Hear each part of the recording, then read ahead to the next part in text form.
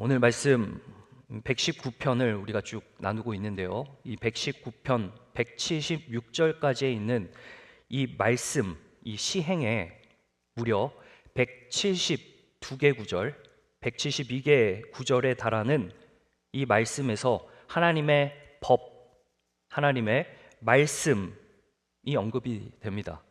시인이 하나님의 말씀에 대해서 얼마나 갈망했는지를 보여주고 그 시인의 심령 가운데 하나님의 말씀을 향한 이 갈급함이 있는 것이죠. 오늘 말씀 17절에 보시면 말씀, 하나님의 말씀이 나오죠. 18절에 보면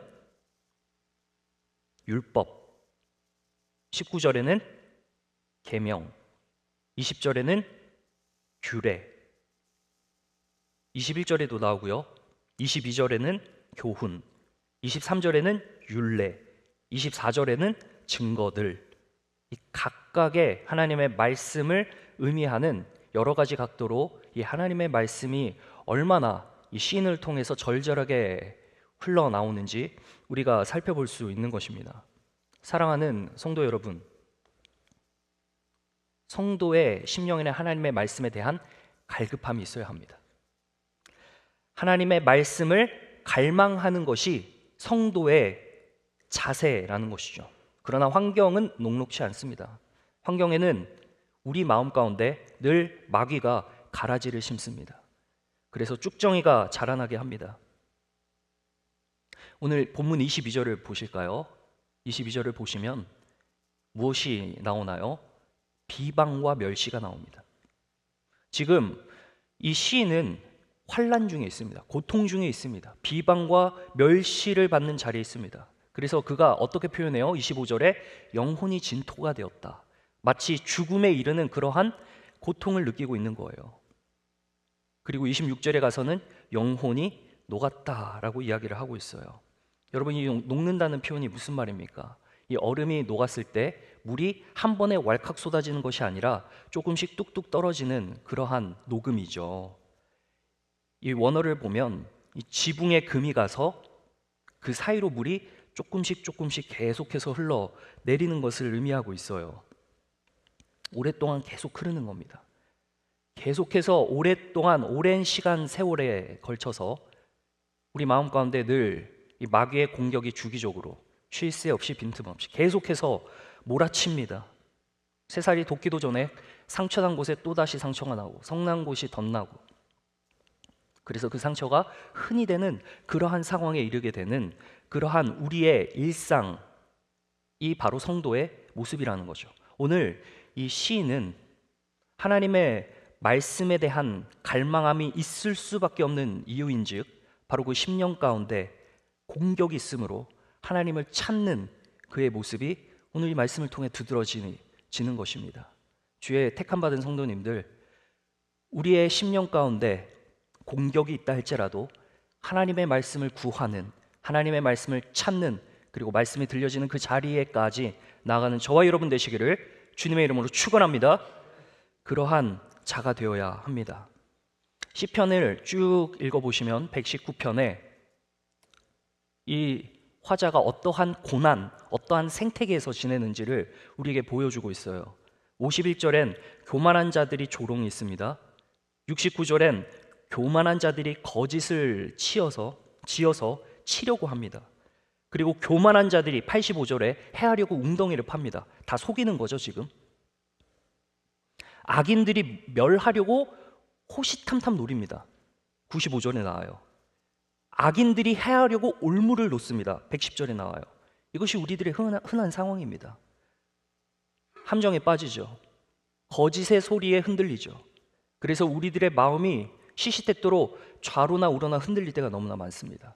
그럴 때 말씀을 구해야 한다라는 것을 오늘 이 화자를 통해서 우리에게 알려주고 있습니다. 여러분, 고난 가운데 처한 성도들이 어떠한 자세로 나아가느냐, 오늘 말씀을 통해 몇 가지 보여주는데요. 그 첫 번째를 보시면 바로 하나님께서 우리를 향하여 후하도록, 후대하실 수 있도록 간구해야 된다는 겁니다. 오늘 본문 말씀 17절 볼까요? 함께 읽어보겠습니다. 시작. 주의 종을 후대하여 살게 하소서. 그리하시면 살게만 해주시면 말씀을 지키겠습니다라는 조건부의 이야기가 아닙니다. 한글 성경에는 후대하여 살게 해주세요. 그러면 내가 지키겠습니다인데요. 영어 성경에 보면은 deal bountifully so that I may live and keep the word. 그러니까 주님께서 후대하시면 제가 살게 되겠습니다. 그리고 자연스럽게 말씀을 지킬 수 있습니다 라는 것입니다. 여기서 후대하다는 건 뭘까요? 하나님이 사람을 향한 후대하심에는 어떤 이미지가 떠오르시죠? 아마 물질을 차고 넘치도록 베푸시는 하나님의 후하심을 떠올릴 수도 있을 것이고, 하나님의 성품상 죄인에게 자비를 베풀어 주시는 하나님의 후하신 그 성격에 대해서도 우리가 한번 떠올려 볼 수 있을 겁니다. 이것을 한마디로 요약하면 하나님의 완전하심입니다. 하나님의 그 완전하심 안에는 무엇이 있느냐? 따라해 주시면 감사하겠습니다. 자비하심. 한 면만 있는 게 아니죠. 그 이면에는 공의로우심이 있습니다. 고난 중에 처한 성도가 간구해야 할 것은 바로 하나님의 완전하심입니다. 이 완전하심을 우리가 늘 구해야 돼요. 그래야 우리가 살아요. 그래야 말씀을 지킬 수 있습니다. 사랑하는 성도님들, 하나님의 완전하심을 구하는 저와 여러분 되시기를 주님의 이름으로 축원합니다. 완전하심을 구해야 됩니다. 30절 한번 보실까요? 내가 성실한 길을 택하고 주의 규례들을 내 앞에 두었나이다. 주의 규례들을 내 앞에 두었나이다. 이 완전하신 하나님의 성품은 우리가 하나님께 구할 때, 하나님, 대부분은 우리의 구함은 자비로움, 하나님의 기대는 우리의 기도의 내용들을 보게 됩니다. 그런데 이 화자는 오늘 이 다윗의 승전가를 우리가 들추어 봤을 때 하나님께서 우리에게 어떻게 행하시느냐에 대한 관심이 있다는 것을 바라볼 수가 있습니다. 여기서 후대하다라는 의미를 조금 더 살펴보면요, treat accordingly, 그에 따라 행하시는 하나님. 우리가 죄를 지으면 하나님께 용서를 구합니다. 하나님, 자비를 베풀어 주세요. 하나님, 내가 이것이 필요합니다. 이것을 채워주세요. 그렇지만 신앙이 성숙한 성도는 고난 가운데서도 하나님, 나의 삶을 아시죠. 내 삶의 내용을 아시죠. 내 내용을 받으시고 그에 걸맞게 행동해 주세요라고 이야기를 하고 있습니다. 다윗만큼 고난을 많이 겪었던 사람이 있을까요? 다윗. 믿는 도끼 발등시켰죠. 사울이라는 주군이 자기를 죽이려고 합니다. 얼마나 힘들었을까. 근데 그가 왕이 된 후에 사무엘하 22장에 보면은 어떤 승전가의 노래가 나오느냐, 모든 원수의 손과 사울의 손에서 구원하신 그날에 불렀던 시가 있습니다. 노래가 있습니다. 이렇게 이야기합니다. 여호와께서 내 공의를 따라 상을 주셨습니다. 여호와께서 내 손의 깨끗함을 따라 갚으셨습니다. 그의 삶에 따라 행하시는 하나님의 공의로움을 본 겁니다. 사랑하는 성도님들, 우리가 하나님께서 우리를 향한 후대하심을 간구할 수 있는 이유는 사실상 우리가 하나님의 공의 앞에 서면 내세울 것이 하나도 없습니다. 그럼에도 불구하고 고난 중에 하나님 앞에서 두려움으로 행할 때, 2번이나 죽일 기회가 있었던 다윗은 그 기회를 거두어 드리고 하나님께 기름 부음 받은 자를 결코 치지 않았습니다. 하나님 공의 앞에 내세울 것 없지만 고난 중에도 주님 앞에 행할 때 우리로 살게 하시고 말씀을 지킬 수 있도록 하신다는 그 은혜가 있기 때문에 우리가 하나님의 후대하심을 간구하는 것입니다. 자비한 자에게는 주의 자비함을 나타내시며, 이런 고백을 하지 않습니까? 사무엘하 22장 26절로 27절을 한번 집에 가셔서 보시기 바라요. 완전한 자에겐 주의 완전하심을 보이며 treat accordingly, 깨끗한 자에겐 주의 깨끗하심을 보이며 사악한 자에게는 주의 거스르심을 보인다라고 이야기를 하고 있습니다. 주의 택함받은 성도님들, 고난 중에 마귀의 이 거짓과 올무가 우리를 더 깊은 절망에 빠지게 합니다. 때로는 여러분 주변에 있는 가장 가까운 그 사람이, 내 편 같았던 그 사람이 나를 화나게 하고 울분에 치밀어 오르는 나의 성격을 건드릴 때, 그때 어떻게 해야 되겠습니까? 손가락질? 이에는 이, 눈에는 눈? 아니요. 그저 하나님께 기도로 나아가며 그 고난의 자리를 인내해야 합니다. 인내할 수 있는 이유는 주님께서 우리의 삶에 후대하시기 때문입니다. 사랑하는 성도님들, 주님의 자비를 받기 위해 우리가 주님의 공의 앞에 서는, 그러할 때 우리의 삶이 얼마나 아름다운 성도의 삶으로 빚어지겠습니까? 간구하실 때 하나님의 완전하심을 구하는 저와 여러분 되시기를 주님의 이름으로 축원합니다. 그러한 후대하심이 우리에게 있을 줄로 믿습니다. 더 나아가서 어떤 것을 간구합니까? 18절 말씀 한번 다 함께 읽어주세요. 18절 말씀이요, 시작. 열어서 율법에서 놀라운 것을 보게 하소서. 우리가 무엇을 또 구해야 합니까? 고난 중에, 고통 중에 심령의 가라지가 있고 많은 공격들이 우리 주변에 나를 우겨싸맬 때 주님의 말씀의 깊이를 발견할 수 있도록 우리가 간구해야 합니다. 하나님의 완전하심을 구할 뿐만 아니라 우리가 주님의 그 말씀의 깊이를 깨달아 아는 것, 지식적인 영역에서 뿐만 아니라 우리의 삶의 영역에서 광야 기간 중에 경험되어지고 말씀이 그래서 그거였구나라는 그 깊이가 깨달아지는 겁니다. 눈을 열어달라는 간구 너무 중요하죠. 주님, 저에게 밝혀주십시오. 저에게 계시하여 주시옵소서. 그리하면 제가 주님의 말씀을 바라볼 수 있겠나이다. 여러분, 여기서 보는 것, 원문에 보면 특정한 방향으로 보다라는 겁니다. 이스라엘 백성들 놀라운 것을 보았죠. 율법의 놀라운 것, 바로 출애굽 사건이죠. 출애굽 이후에 광야에서 경험을 하였습니다. 광야에서 경험. 어떤 경험이었나요? 19절을 한번 보실까요? 한 단어로 우리에게 힌트를 주고 있습니다. 고난받는 성도의 모습이죠. 나그네죠, 나그네. 그리고 그 나그네가 어떤 말을 합니까? 주의 계명들을 내게 숨기지 마소서.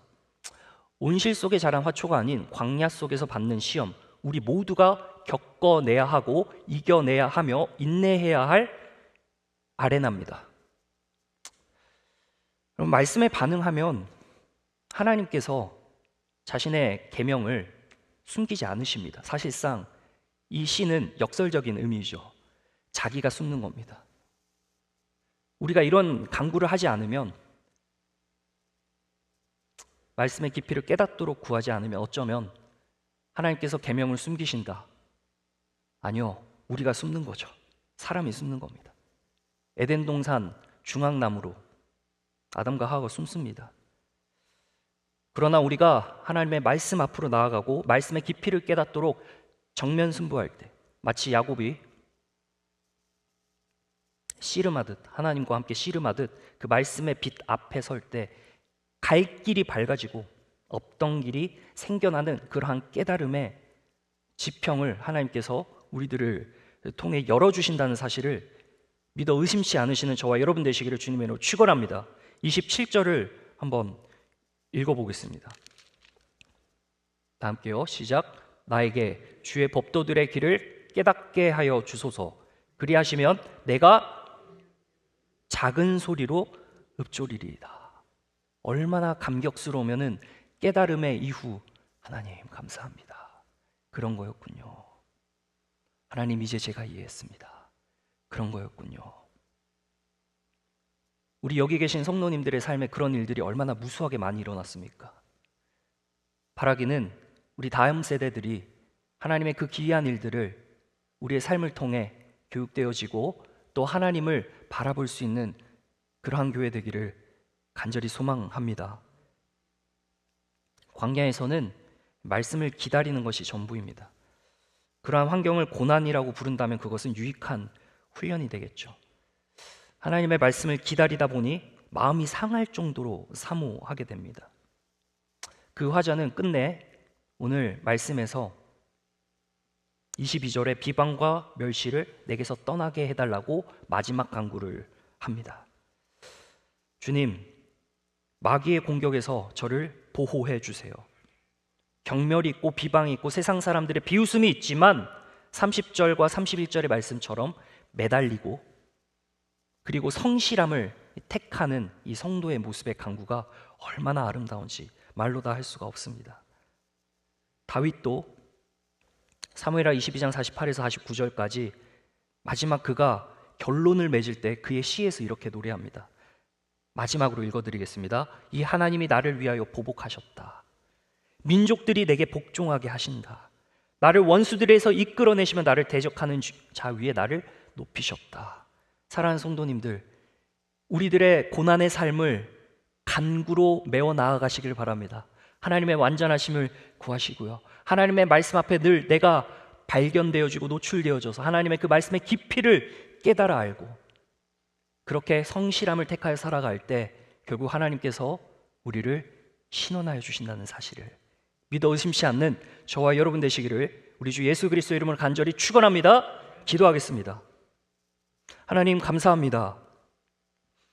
광야 같은 이 삶을 우리가 넉넉히 이겨낼 수 있는 이유는 하나님의 말씀이 있기 때문이고 그 말씀이 우리의 길을 비추시고 또 그 가운데서 우리가 하나님께 간구하며 주님께서 우리를 후대하시기에 이 모든 것이 가능한 것임을 믿습니다.